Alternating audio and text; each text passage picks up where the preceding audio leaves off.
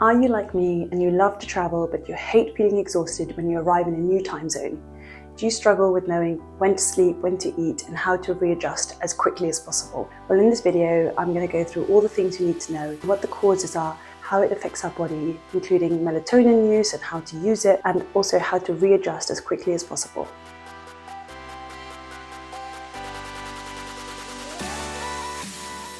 Although we all wish we could avoid jet lag altogether, not even pilots or cabin crew have fully learned to avoid jet lag, but there are lots of things we can do to make our symptoms a bit easier. When I flew from the UK to New Zealand, which is like over 24 hours, off to Mexico, that's when I experienced one of my worst jet lag, and I've got my own top tips that I will give you. To put it simply, jet lag is a temporary sleep disorder. Your body struggles to readjust once it finds itself completely out of rhythm and sync. And that's because you've moved away from your natural circadian rhythm. This is completely normal as you travel through different time zones and no longer follow the routine your body is used to. Although jet lag is temporary, it can have an onward impact on your travel plans as well as a negative impact on your health. The most common symptoms of jet lag include drowsiness, lethargy, and tiredness. I used to drink a lot of coffee on flights to pass the time, especially on a long-haul flight, but I noticed a significant difference when I avoid excess caffeine when I'm flying and try to stick to herbal teas and water to make sure I feel hydrated, and it's much easier for me to sink into a new rhythm once I land. Our body works on a 24-hour cycle called the circadian rhythm, and this regulates our body functions like when we sleep, when we eat, what our body temperature needs to be. Jet lag occurs when we disrupt our natural rhythm and travel through different time zones and disturb our internal clock. It's worth mentioning that whilst the connection between flying and jet lag is the most obvious one, you can also get the same symptoms if you use an alternative method of transport, like a train or a bus. So as long as you're moving through different time zones, you can also experience the same symptoms. Here are the key causes of jet lag. Number one, misalignment of clocks. Your internal body clock may not align with the local time at your destination, and daylight saving times can add an extra challenge. For example, if I leave New York at 11 and I get to London around 5 or 6, it can be hard to readjust because my body might think it's lunchtime, where in reality for me it's getting into early evening. So if I start having my normal lunchtime meals and coffee, this can make it more difficult for me to readjust when it's going into evening time in London. Since you would normally be asleep and eating at different times, your body gets confused. And also when I look outside, I might get confused because in London it might be 10 p.m. and in New York it might be 5. So my body might feel like I'm at 5 p.m. when in reality in my new time zone it's 10 p.m. and it's bedtime. Number two, sleep timing. Although adjusting your sleep schedule on a plane could help, factors like noise, temperature and comfort can make it difficult to get an adequate amount of sleep on a plane. As you probably know, getting lots of good quality rest on a flight is very, very difficult. The cramped conditions, the air conditioning, the noises can all make it difficult to get good amounts of sleep. Number three, sunlight. Melatonin is related to often daylight exposure, a hormone that prepares your body for sleep. Especially during long flights, you might be watching long screen times, there might be sunlight outside, and all of this can disrupt your circadian rhythm and your melatonin production. Number four, travel fatigue. Changes in the cabin pressure and altitudes can lead to feeling jet lagged and tired when you arrive, especially if you have to be there 3 hours before a flight and it takes a while to get your luggage and you're doing a long flight.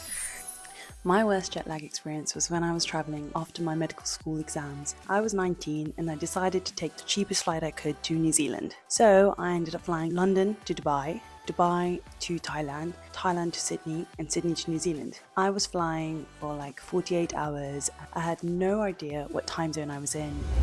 Number five, dehydration.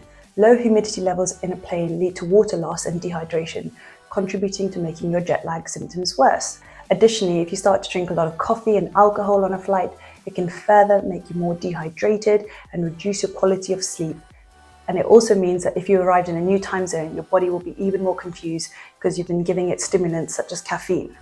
Number six, other factors. Your jet lag symptoms could be worse depending on how many time zones you travel, what your health is like, what your age is like, and which direction around the world you're traveling in, whether you're flying east or west. For example, a long-haul flight when I'm 18 is very different to when I'm 70. When I'm 70, the impact on my health will be much more significant than when I'm 18. An easy trick to estimate how jet lagged you'll be is to count one recovery day per time zone crossed. For example, flying from London to Montreal means taking a flight across 5 time zones, so it might take up to 5 days to recover fully. Recognizing the symptoms of jet lag. You can experience jet lag through various symptoms that usually appear within 12 hours of arriving at your new destination. This can also last in some cases for several days after you've arrived. Common symptoms of jet lag include feeling tired and fatigued, drowsiness, being a bit irritable, disorientated and confused, a bit lethargic. Some people might get bowel symptoms such as diarrhea or an upset stomach. Although jet lag symptoms are generally mild, if you start to get severe sweating, vomiting, fevers, this might be a different issue going on. So it's important to see a doctor and not put it down to jet lag. During a flight, the air conditioning unit and the altitude changes can also expose you to a lot of confined viruses in that airspace, so you might be more likely to pick up a cold or an infection as you fly. So how do you prevent jet lag, and what are my tips and strategies? Well, it's difficult to avoid jet lag altogether, and like we mentioned, even pilots who take flights on a regular basis still get jet lag. But there's certain strategies you can do to minimize the impact on you. Number 1, snooze on a plane. If you're traveling eastwards, try to sleep on the plane by using earplugs and eye masks. You might want to pay for a seat that gives you extra legroom if you're feeling luxurious. Number 2, adjust your schedule. Try to modify your sleep schedule a few days before you're arriving in your new time zone, so you start to sleep a bit earlier or go to bed a bit later, depending on the new time zone you're traveling to. If you're traveling eastward, try to go to bed a bit earlier. If you're traveling westward, try to go to bed a bit later. Number 3, this is the one I do, is select flight times and duration strategically. Often if it's not too much more expensive, I'll go directly. I'll check what time I arrive. Afternoon time works best for me, so then I can rest a little bit, walk around, do some sport, maybe do some yoga, and then get into bed at an early time and feel fresh the next morning. Number 4, power nap. If you've taken a long flight and you're very tired and it's still daylight in the new time zone, you might want to consider a short nap around 30 minutes to get some rest. A short nap tends to work best because you want to make sure you can still sleep later on when it's nighttime in your new time zone. Number 5, plan extra days. If you're arriving for a big event like a wedding or a conference, you might want to arrive the day before or a few days before to make sure that you have time to recover from the jet lag and you can feel fresh for your big event. Number 6, try to stay well hydrated. Avoid too much alcohol, salty and processed foods, sugary foods, and you might want to consider taking your own fresh fruit and snacks to make sure that you have healthy snacks as opposed to processed foods. Number 7, get some exercise. Stand and stretch and walk around during the flight when possible. This helps improve your blood circulation and prevent your feet from getting swollen, and also minimize your chance of getting a DVT, deep vein thrombosis. Number 8, if you're on a flight and you feel like you need something warm, then you might want to consider something like chamomile tea or a herbal tea without caffeine, and make sure you stay hydrated but you don't have too much caffeine. What I like to do is carry my own herbal tea, such as mint tea, and that way I can always get hot water on a flight and mix it in, and so I have a healthy alternative to caffeine when I'm flying. Treatment options for jet lag.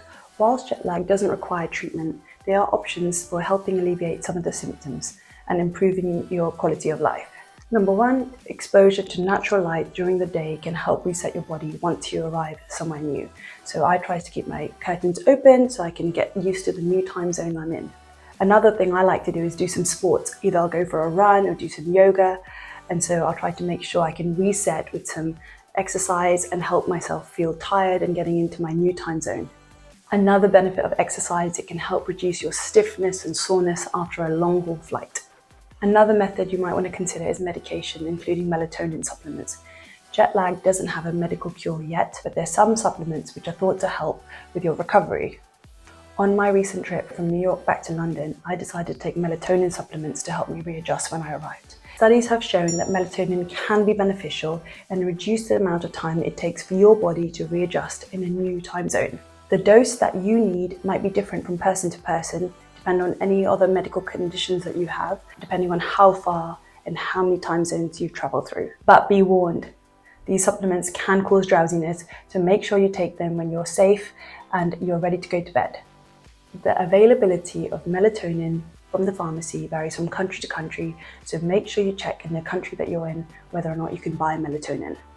So how do you know what time you should take it and what the dosage should be for you?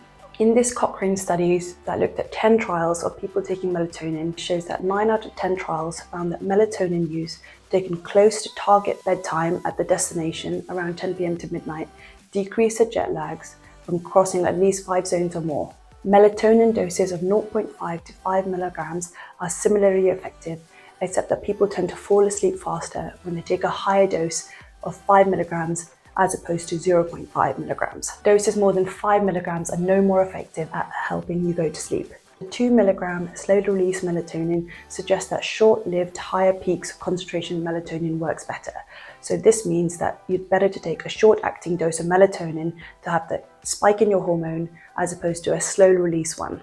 The benefits of melatonin are greater the more time zones you cross, and also depending on what time you take it. As usual, if you found these tips useful, click subscribe and like, and write your comments below on your worst jet lag experiences. Safe travels. Bye bye.